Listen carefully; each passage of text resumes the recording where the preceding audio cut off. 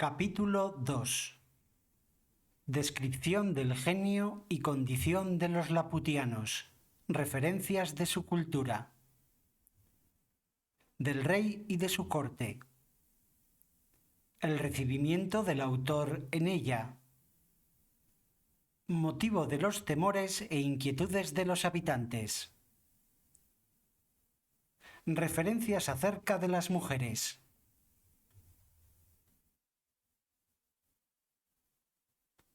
Al llegar arriba, me rodeó muchedumbre de gentes, pero las que estaban más cerca parecían de más calidad. Me consideraban con todas las muestras y expresiones a que el asombro puede dar curso, y yo no debía de irles mucho en zaga, pues nunca hasta entonces había visto una raza de mortales de semejantes figuras, trajes y continentes. Tenían inclinada la cabeza, ya al lado derecho, ya al izquierdo. Con un ojo miraban hacia adentro y con el otro directamente al cenit. Sus ropajes exteriores estaban adornados con figuras de soles, lunas y estrellas, mezcladas con otras de violines, flautas, arpas, trompetas, guitarras, claves y muchos más instrumentos de música desconocidos en Europa. Distinguí repartidos entre la multitud a muchos vestidos de criados que llevaban en la mano una vejiga hinchada y atada, como especie de un mayal a un bastoncillo corto.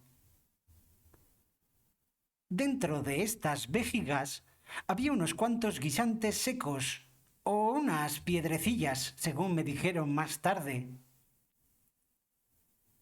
Con ellas mosqueaban de vez en cuando la boca y las orejas de quienes estaban más próximos, práctica cuyo alcance no pude por entonces comprender. A lo que parece, las gentes aquellas tienen el entendimiento de tal modo enfrascado en profundas especulaciones que no pueden hablar ni escuchar los discursos ajenos si no se les hace volver sobre sí con algún contacto externo sobre los órganos del habla y del oído. Por esta razón, las personas que pueden costearlo tienen siempre al servicio de la familia un criado, que podríamos llamar, así como el instrumento, mosqueador. Así se llama climenole, y nunca salen de casa ni hacen visitas sin él. La ocupación de este servidor es, cuando están juntas 2 o 3 personas, golpear suavemente con la vejiga en la boca aquella que debe hablar, y en la oreja derecha aquel o aquellos a quienes el que habla se dirige. Asimismo, se dedica el mosqueador a asistir diligentemente a su señor en los paseos que da, y cuando la ocasión llega, saludarle los ojos con un suave mosqueo, pues va siempre tan abstraído en su meditación que está en peligro manifiesto de caer en todo precipicio y embestir contra todo poste, y en las calles de ser lanzado o lanzar a otros de un empujón al arroyo. Era preciso dar esta explicación al lector, sin la cual se hubiese visto tan desorientado como yo, sobre todo para comprender el proceder de estas gentes cuando me condujeron, sobre todo por las escaleras, hasta la parte superior de la isla, y de allí al Palacio Real.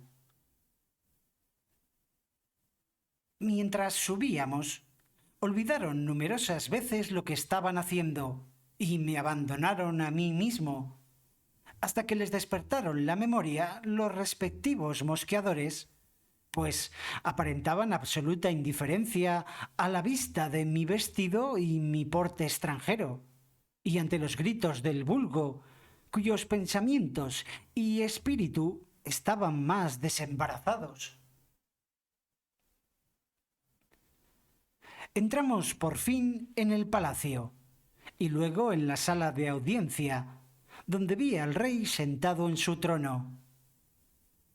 A ambos lados le daban asistencia personas de principal calidad.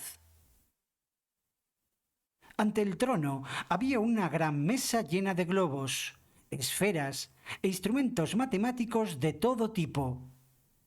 Su Majestad no hizo el menor caso de nosotros, aunque nuestra entrada no dejó de acompañarse de ruido suficiente, al que contribuyeron todas las personas pertenecientes a la corte. Pero Su Majestad estaba entonces enfrascado en un problema, y hubimos de esperar lo menos una hora a que lo resolviese. A cada lado suyo había un joven paje en pie, con sendos mosqueadores en la mano, y cuando vieron que estaba ocioso, uno de ellos le golpeó suavemente en la boca y el otro en la oreja derecha, a lo cual se estremeció como un hombre a quien despertasen de pronto. Y mirándome a mí y a la compañía que tenía en su presencia, recordó el motivo de nuestra llegada, de que ya le habían informado antes. Habló algunas palabras e inmediatamente un joven con un mosqueador se llegó a mi lado y me dio suavemente en la oreja derecha. Pero yo di a entender, con las señas más claras que pude, que no necesitaba semejante instrumento, lo que, según supe después, hizo formar a Su Majestad y a toda la corte una tristísima opinión de mi inteligencia. El rey, por lo que pude suponer, me hizo varias preguntas, y yo me dirigí a él en todos los idiomas que sabía. Cuando se vio que yo no podía entender ni hacerme entender, se me condujo por orden suya a una habitación de su palacio. Este príncipe sobresalía entre todos sus predecesores por su hospitalidad a los extranjeros. Se designaron 2 criados para mi servicio. Me llevaron la comida y 4 personas de calidad, a quienes yo recordaba haber visto muy cerca del rey, me hicieron el honor de comer conmigo. Nos sirvieron 2 entradas de 3 platos cada una. La primera fue un brazuelo de carnero cortado en triángulo equilátero, un trozo de vaca en romboide y un pudín en cicloide. La segunda, 2 patos, empaquetados en forma de violín, salchichas y pudines imitando flautas y oboes, y un pecho de ternera en figura de arpa. Los criados nos cortaron el pan en conos, cilindros, paralelogramos y otras diferentes figuras matemáticas. Mientras comíamos, me tomé la libertad de preguntar los nombres de varias cosas en su idioma, y aquellos nobles caballeros, con la ayuda de sus mosqueadores, se complacieron en darme respuesta, con la esperanza de llenarme de admiración con sus habilidades si alguna vez llegaba a conversar con ellos. Pronto pude pedir pan, de beber y todo lo demás que necesitaba. Después de la comida, mis acompañantes se retiraron y me fue enviada una persona, por orden del rey, servida por su mosqueador. Llevaba consigo pluma, tinta y papel, y 3 o 4 libros. Y por señas me hizo comprender que le enviaban para enseñarme el idioma. Nos sentamos juntos durante 4 horas. Y en este espacio escribí gran número de palabras en columnas, con las traducciones enfrente, y logré también aprender varias frases cortas. Mi preceptor Mandaba a uno de mis criados traer algún objeto, volverse, hacer una inclinación, sentarse, levantarse, andar y cosas parecidas. Y yo luego escribía la frase. Me mostró también en uno de sus libros las figuras del Sol, la Luna y las estrellas, el zodiaco, los trópicos y los círculos polares, junto con las denominaciones de muchas figuras de planos y sólidos. Me dio los nombres y las descripciones de todos los instrumentos musicales y los términos generales del arte de tocar cada uno de ellos. Cuando se fue, dispuse todas las palabras con sus significados en orden alfabético. Y así, en pocos días, con ayuda de mi fidelísima memoria, adquirí algunos conocimientos serios del lenguaje. La palabra que yo traduzco por la isla flotante o volante es, en el idioma original, la puta, de la cual no he podido saber nunca la verdadera etimología. Lap, en el lenguaje antiguo, fuera de uso, significa alto, y untu, piloto, de donde dicen por corrupción se deriva la puta de la puntu. Pero yo no estoy conforme con esta derivación, que se me antoja un poco forzada. Me arriesgué a ofrecer a los eruditos de allá la suposición propia de que la puta era quasilapoutez, de lap, que significa realmente el jugueteo de los rayos del sol en el mar, y autez, ala. Lo cual, sin embargo, no quiero imponer, sino simplemente someterlo al juicioso lector. Aquellos a quienes el rey me había confiado, viendo lo mal vestido que me encontraba, encargaron a un sastre que fuese a la mañana siguiente para tomarme medida de un traje. Este operario hizo su oficio de modo muy diferente que los que se dedican al mismo tráfico en Europa. Tomó primero mi altura con un cuadrante y luego, con compases y con reglas, describió las dimensiones y contornos de todo mi cuerpo y lo trasladó todo al papel. A los 6 días me llevó el traje, muy mal hecho y completamente desatinado de forma, por haberle acontecido equivocar una cifra en su cálculo. Pero me sirvió de consuelo el observar que estos accidentes eran frecuentísimos y muy poco tenidos en cuenta. Durante mi reclusión por falta de ropa y por culpa de una indisposición que me retuvo algunos días más, aumenté grandemente mi diccionario. Y cuando volví a la corte, ya pude entender muchas de las cosas que el rey habló y darle algún género de respuestas. Su Majestad había dado orden de que la isla se moviese al nordeste y por el este hasta el punto vertical sobre el lagado, metrópoli de todo el reino de abajo, asentado sobre tierra firme. Estaba la metrópoli a unas 90 leguas de distancia, y nuestro viaje duró 4 días y medio. Yo no me daba cuenta lo más mínimo del movimiento progresivo de la isla en el aire.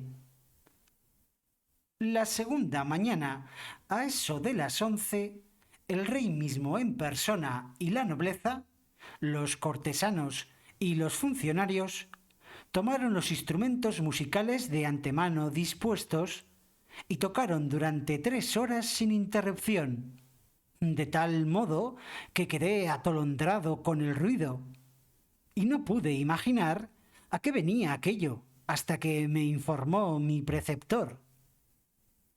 Díjome que los habitantes de aquella isla tenían los oídos adaptados a oír la música de las esferas, que sonaban siempre en épocas determinadas, y la corte estaba preparada para tomar parte en el concierto, cada cual con el instrumento en que sobresalía.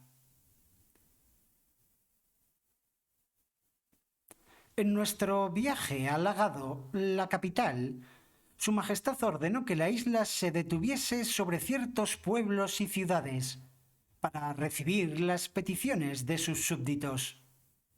Y a este fin se echaron varios bramantes con pesos pequeños a la punta. En estos bramantes ensartaron las peticiones que subieron rápidamente como los trozos de papel que ponen los escolares al extremo de las cuerdas de sus cometas. A veces recibíamos vino y víveres de abajo que se guindaban por medio también de poleas. El conocimiento de las matemáticas que yo tenía me ayudó mucho en el aprendizaje de aquella fraseología, que depende en gran parte de esta ciencia y de la música, y en esta última tampoco era yo profano.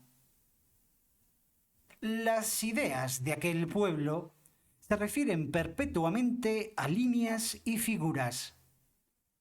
Si quieren, por ejemplo, alabar la belleza de una mujer o de un animal cualquiera, la describen con rombos, círculos, paralelogramos, elipses y otros términos geométricos, o con palabras de arte sacadas de la música, que no es necesario repetir aquí. Encontré en la cocina del rey toda clase de instrumentos matemáticos y músicos, en cuyas figuras cortan los cuartos de res que se sirven a la mesa de su majestad.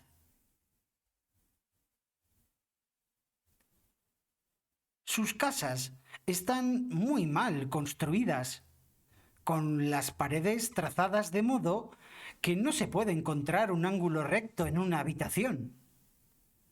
Débese este defecto al desprecio que tienen allí por la geometría réctica, que juzgan mecánica y vulgar. Y como las instrucciones que dan son demasiado profundas para el intelecto de sus trabajadores, de ahí las equivocaciones perpetuas. Aunque son aquellas gentes bastante diestras para manejar sobre una hoja de papel regla, lápiz y compás de división, sin embargo, en los actos corrientes y en el modo de vivir, yo no he visto pueblo más tosco, poco diestro y desmañado, ni tan lerdo e indeciso en sus concepciones sobre todos los asuntos que no se refieran a las matemáticas y a la música. Son malos razonadores y dados con gran vehemencia a la contradicción, menos cuando aciertan a sustentar la opinión oportuna, lo que sucede muy rara vez. La imaginación, la fantasía y la inventiva les son por completa extrañas, y no hay en su idioma palabras con que expresar estas ideas. Todo el círculo de sus pensamientos y de su raciocinio está encerrado en las dos ciencias ya mencionadas, música y matemáticas.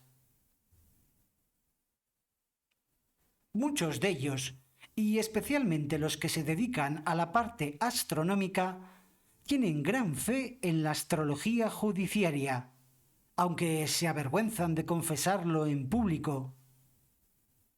Pero lo que principalmente admiré en ellos, y me pareció por completo inexplicable, fue la decidida inclinación que les aprecié para la política, y que de continuo los tiene averiguando negocios públicos, dando juicios sobre asuntos de Estado y disputando apasionadamente sobre cada letra de un programa de partido.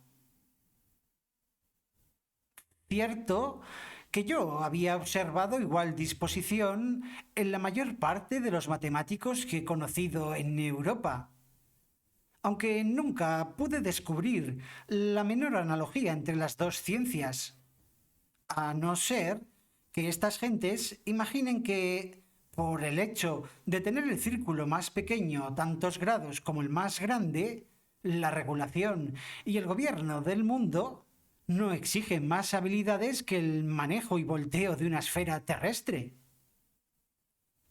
Pero me inclino más bien a pensar que esta condición nace de un mal muy común en la naturaleza humana, que nos lleva a sentirnos en extremo curiosos y afectados por asuntos con que nada tenemos que ver, y para entender en los cuales estamos lo menos adaptados posibles por el estudio o por las naturales disposiciones. Aquella gente vive bajo constantes inquietudes y no goza nunca un minuto de paz su espíritu. Pero sus confusiones proceden de causas que importan muy poco al resto de los mortales. Sus recelos nacen de determinados cambios que temen en los cuerpos celestes.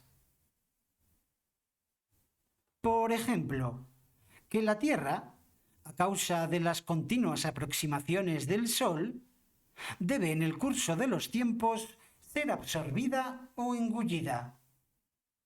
Que la faz del Sol irá gradualmente cubriéndose de una costra de sus propios efluvios y dejará de dar luz a la Tierra.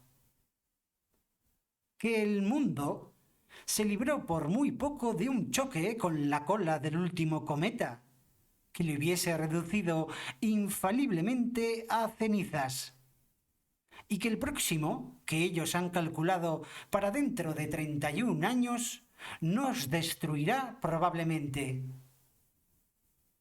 Porque si en su perihelio se aproxima al Sol más allá de cierto grado, lo que por sus cálculos tienen razones para temer, desarrollará un grado de calor 10.000 veces más intenso que el de un hierro puesto al rojo.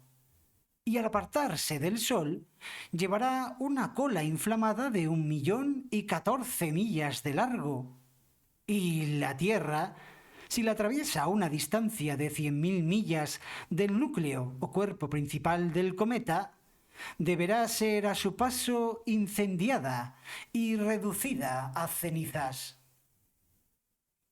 Que el Sol, como gasta sus rayos diariamente sin recibir ningún alimento para suplirlos, acabará por consumirse y aniquilarse totalmente, lo que vendrá acompañado de la destrucción de la Tierra y de todos los planetas que reciben la luz de él. Están continuamente tan alarmados con el temor de estas y otras parecidas catástrofes inminentes que no pueden ni dormir tranquilos en sus lechos, ni tener gusto para los placeres y diversiones comunes de la vida.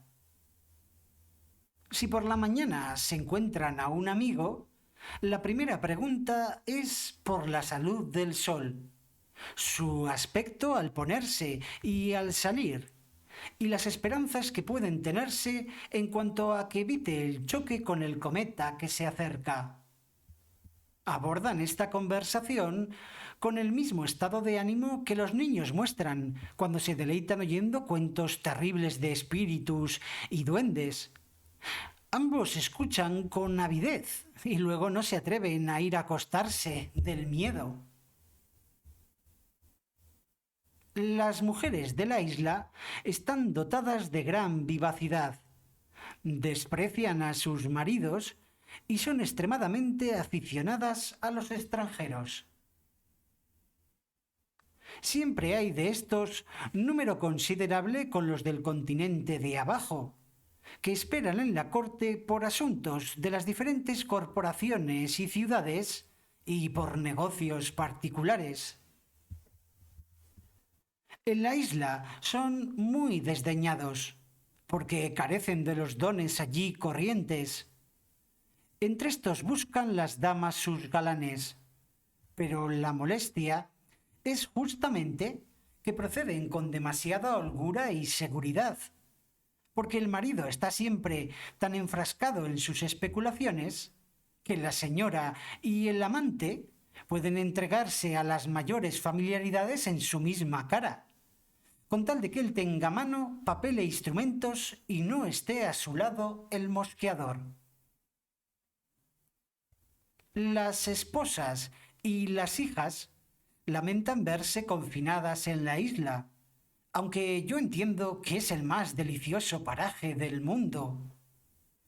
Y por más que viven allí en el mayor lujo y magnificencia, y tienen libertad para hacer lo que se les antoja, suspiran por ver el mundo y participar en las diversiones de la metrópoli, lo que no les está permitido hacer sin una especial licencia del rey. Y esta no se alcanza fácilmente, porque la gente de calidad sabe por frecuentes experiencias cuán difícil es persuadir a sus mujeres para que vuelvan de abajo. Me contaron que una gran dama de la corte, que tenía varios hijos y estaba casada con el primer ministro, el súbdito más rico del reino, un hombre muy agraciado y enamorado de ella y que vive en el más bello palacio de la isla, bajó halagado con el pretexto de su salud. Allí estuvo escondida varios meses, hasta que el rey mandó un auto para que fuese buscada, y la encontraron en un lóbrego figón, vestida de harapos y con las ropas empeñadas para mantener a un lacayo viejo y feo que le pegaba todos los días y en cuya compañía estaba ella muy contra su voluntad.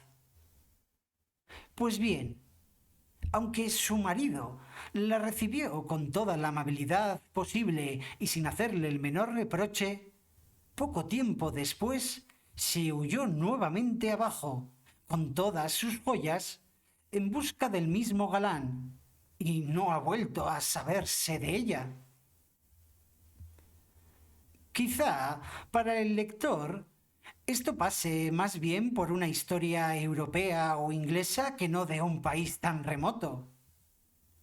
Pero debe pararse a meditar que los caprichos de las mujeres no están limitados por frontera ni clima ninguno, y son más uniformes de lo que fácilmente pudiera imaginarse. En cosa de un mes había hecho yo un regular progreso en el idioma y podía contestar a la mayoría de las preguntas del rey cuando tenía el honor de acompañarle. Su Majestad no mostró nunca la menor curiosidad por enterarse de las leyes, el gobierno, la historia, la religión, ni las costumbres de los países en que yo había estado, sino que limitaba sus preguntas al estado de las matemáticas y recibía las noticias que yo le daba con el mayor desprecio e indiferencia, aunque su mosqueador le acariciaba frecuentemente por uno y otro lado.